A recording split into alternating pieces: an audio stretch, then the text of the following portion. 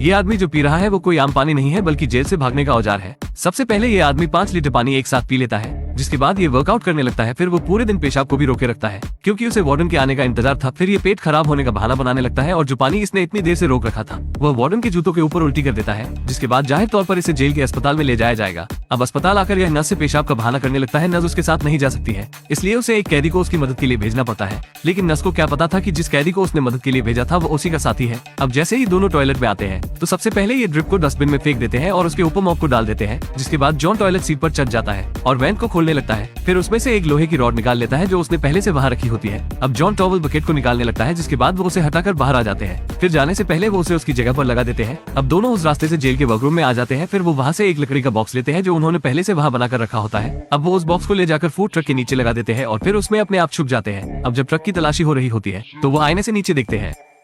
ये कैदी सिर्फ पानी पीकर जेल से भागने में कामयाब हो गया और करोड़ों की रॉबरी करके फिर जेल में आ गया। अब जब जॉन अपने साथी के साथ लकड़ी के बॉक्स को ट्रक के नीचे लगाकर उसमें छुपता है तो आईने से ट्रक के नीचे की तलाशी होती है तो उन्हें वहाँ कुछ भी नहीं दिखता है, जिसके बाद दोनों जेल से भागने में कामयाब हो जाते हैं। अब ट्रक गैस स्टेशन पर रुकता है तो जब ट्रक ड्राइवर गैस भरवाने में लगा होता है तभी दोनों उस लकड़ी के बॉक्स को हटाकर बाहर निकल जाते हैं और एक गाड़ी में बैठ जाते हैं जो उन्हीं के साथी ने वहाँ छोड़ी होती है, जिसके बाद वो गाड़ी को चालू करके वहाँ से 1, 2, 3 हो जाते हैं। इधर जेल में भी इनका एक साथी और होता है जो खाली नहीं बैठता है और वो अपने सामने वाले आदमी को लड़ने के लिए उकसाने लगता है, जिसके बाद पूरी कैंटीन में हंगामा हो जाता है। इस चीज का फायदा उठाकर कैदी सारे गार्ड को उठाकर फेंकने लगते हैं, जिसके बाद एक गार्ड इमरजेंसी अलार्म बजा देता है, जिसे सुनकर वार्डन को इमरजेंसी प्लान को सक्रिय करना पड़ता है। अब कैदी फॉइल और प्लेट को लेकर विंडो को सील करने लगते हैं, जिसके बाद वो सारे सीसीटीवी कैमरों को आलू की मदद से कवर कर देते हैं। ये देखकर वार्डन को कुछ समझ ही नहीं आ रहा होता है कि सारे कैदी आखिर कर क्या रहे हैं, लेकिन उसे अपनी जगह बचाने के लिए सब गार्ड को इसे सीक्रेट रखने का ऑर्डर देना पड़ता है। लेकिन उसे क्या पता कि उसके कैदी एक बड़ी चोरी को अंजाम देने वाले हैं।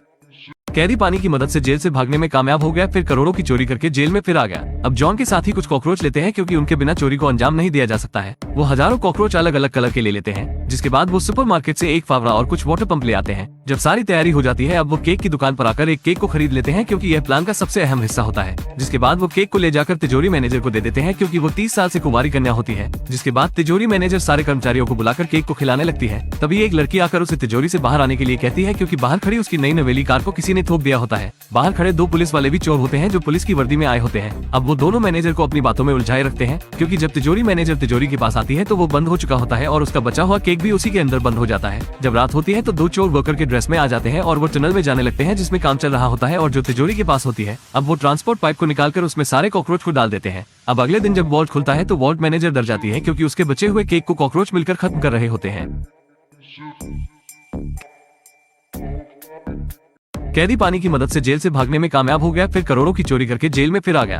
अगले दिन मैनेजर जब तिजोरी में आती है तो वो कॉकरोच को देखकर डर जाती है, जिसके बाद उन्हें पेट कंट्रोल वालों को बुलाना पड़ता है। अब सारे चोर पेट कंट्रोल वाले बनकर आ जाते हैं। अब वो तिजोरी वाले पाइप को पहचान लेते हैं कॉकरोच के कलर से। तभी हमें बाहर कार रेस होते हुए दिखाई जाती है जिस पर लोग ऑनलाइन सट्टा लगा रहे होते हैं। जॉन के निर्देश पर वो क्रेडिट कार्ड मशीन रिसीवर को बम से उड़ा देते हैं जो रेस ट्रैक के अंदर होता है। अब जब लोग कार की मदद से सट्टा नहीं लगा पा रहे होते हैं तो फिर उन्हें कैश देकर सट्टा लगाना पड़ता है। अब जब सब लोग पैसे देकर सट्टा लगाने लगते हैं तो कुछ ही मिनट में पूरी तिजोरी पैसों से भर जाती है। अब जॉन और उसका साथी दोनों छुपकर रेस ट्रैक पर आ जाते हैं। अब जब उन्हें कोई नहीं देख रहा होता है तो वो ट्रैश ट्यूब से होकर रिसाइकलिंग में आ जाते हैं। फिर वो टनल से होकर तिजोरी वाले पाइप के पास आ जाते हैं। उनका एक साथी पहले से वहाँ नमक लेकर खड़ा होता है, जिसके बाद जॉन उसमें ग्लू और थोड़ा और सामान मिलाकर एक बम बना लेता है जो छोटा सा धमाका करने के लिए काफी है। अब वो उस बम को बड़ी सावधानी से ट्रांसपोर्ट बैरल में रख देते हैं, फिर उसे तिजोरी वाले पाइप में डालकर छोड़ देते हैं जिससे तिजोरी में धमाका हो जाता है। अब जब बम फटता है तो उससे बना धुआं बाहर आने लगता है। ये देखकर कैशियर को तिजोरी में कुछ गड़बड़ लगती है, इसलिए वो सर्किट सिक्योरिटी को बता देती है।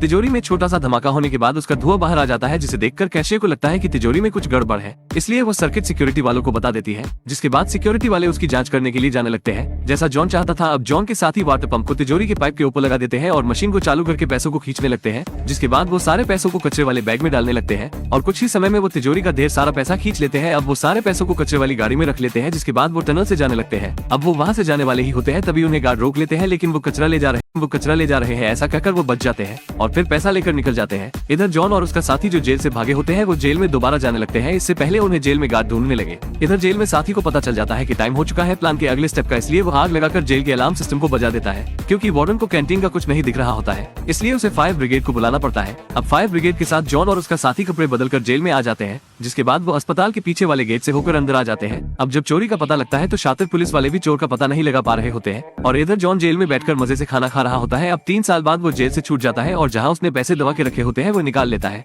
जिसके बाद वो मजे से अमीरों की जिंदगी जीने लगता है और इसी तरह मूवी का एंड हो जाता है। लेकिन अभी डिफेक्टो सिनेमा का एंड नहीं हुआ है, क्योंकि कंटेंट आता रहेगा तो सब्सक्राइब करना तो जरूरी है।